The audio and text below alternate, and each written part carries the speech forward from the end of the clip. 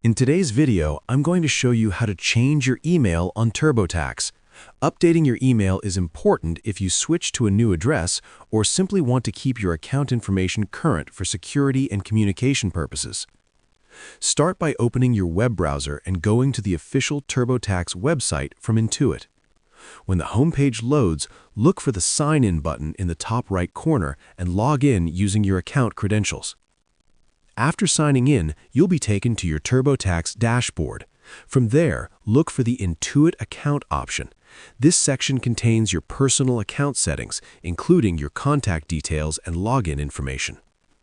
Once you open your Intuit account settings, find the option to Change Email. Click on it and you'll be asked to enter your current email address along with the new email address you want to use. Make sure you type the new email correctly to avoid any issues with future logins or notifications. After entering the required information, the system may ask you to verify the change. Usually, a confirmation email will be sent to your new address. Open that email and click the verification link to confirm the update. Once the verification is complete, your email address will be successfully updated.